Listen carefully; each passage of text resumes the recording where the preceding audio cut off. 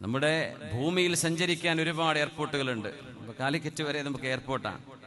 അത് കൊണ്ടോട്ടിയാണെങ്കിലും നമ്മൾ മലപ്പുറക്കാർ ഭയങ്കര മനുഷ്യന്മാരുടെ എന്തൊരു വിശാലതയാ, എന്തൊരു വിശാലതയാ.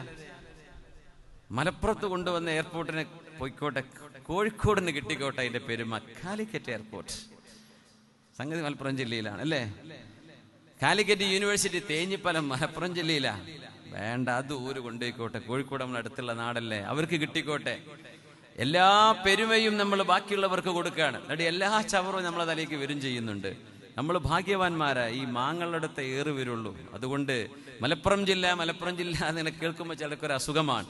പക്ഷെ ഈ ജില്ലയിൽ വന്ന് താമസിക്കുന്ന മതേതര സമൂഹത്തിന്റെ ഒരു സമാധാനം കേരളത്തിൽ ഏതു ജില്ലയിലാണുള്ളത് എന്ന് ഞാൻ ചോദിക്കാൻ ധൈര്യപ്പെടുകയാണ്. മലപ്പുറം ഹെഡ്ക്വാർട്ടേഴ്സ് നിൽക്കുന്ന നമ്മുടെ കുന്നുമ്മലടക്കം ചർച്ചും ഹൈന്ദവ ദേവാലയവും മസ്ജിദും നിൽക്കുന്ന അന്തസ്സോടെ മലപ്പുറം ജില്ലയിലെ ഏതെങ്കിലും ഒരിടത്ത് വർഗീയ കലാപങ്ങൾ ഉണ്ടായത് നമുക്കറിയുമോ?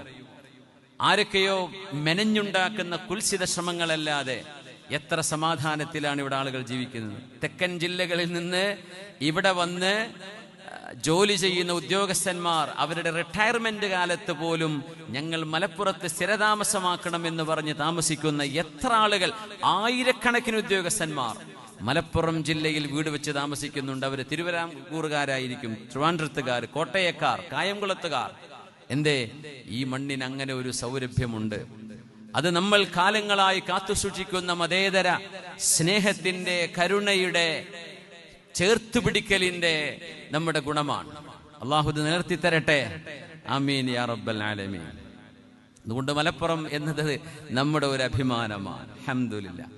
പലരുടെയും വിചാരം ഞാൻ കാസർഗോഡ് ജില്ലക്കാരനാണെന്ന്. മലപ്പുറം ജില്ലക്കാർക്ക് വരെ അങ്ങനെ തോന്നലുണ്ട്, മുമ്പ് കാസർഗോഡാണോ? ഞാൻ മമ്പാട്ടുകാരനാണ്.